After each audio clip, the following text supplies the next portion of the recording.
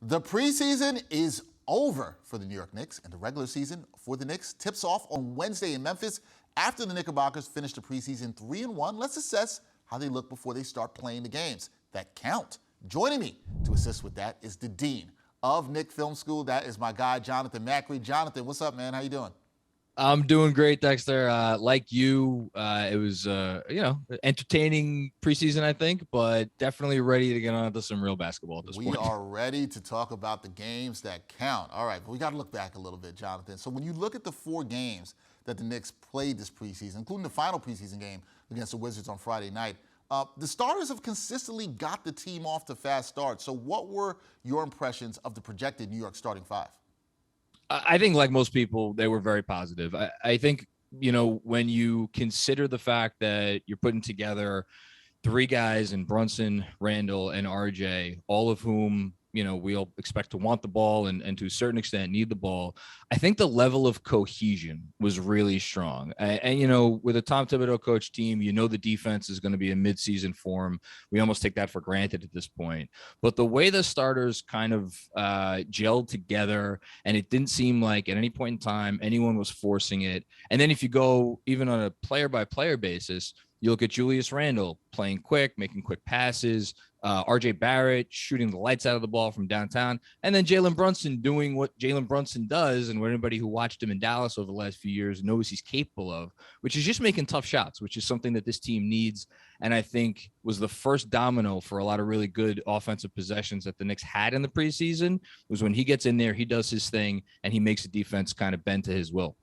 So the starting unit, they looked in sync, and we saw some flashes from some young players off the bench. But in your eyes, who's the most impressive Knickerbocker this preseason?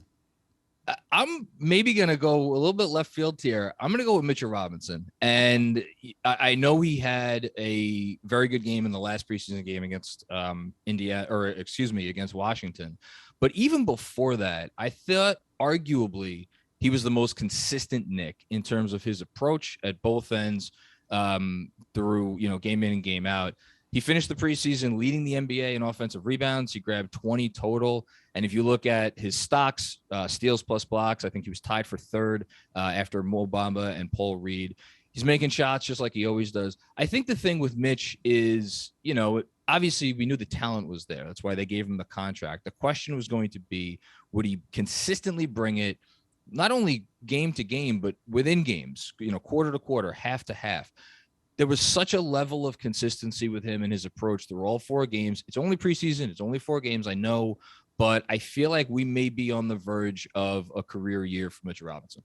Ooh, Knicks fans are going to be happy about that, especially after he got the bag. You want to see him have a career. You like that. Now, Yeah. Okay, Jonathan, let's focus a bit on the regular season. So looking at this Knicks roster as it's currently constructed, what is one major strength and one major weakness of this squad right now? I think the strength, you have to go with the depth. Most of these preseason lists that come out in ranking top players, they only go up to 100. I'd be curious if after this season, we had one of those lists that went out to, let's say, 150. How many Knicks would rank in the top 150 of players in the league? Would it be 7? Would it be 8? Would it be more than that? I think that sort of thing is on the table because they have such great, 1 through 10, they're going to be able to put out, real solid NBA players on the floor. So I think that that's a real strength.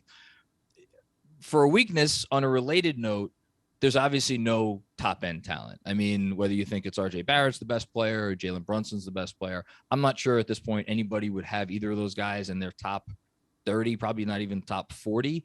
So when it comes down to the last 5 minutes of a close game, and, we'll probably see it Wednesday night in Memphis, how is their offense executing? Who gets the ball? Are they going to be able to, pressure a defense when the defense knows what's coming, knows what to expect? Are they going to be able to get good shots up? Because as we saw last season, that didn't happen. So hopefully they can make enough progress there to, end this thing with a winning record.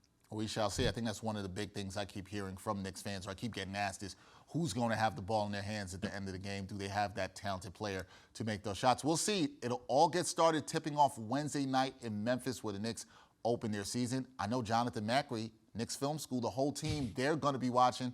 I'll be watching. Jonathan, thank you for your time. Good to have you. We have to do this again. Always a pleasure. Look forward to doing it the next time. Appreciate it, man.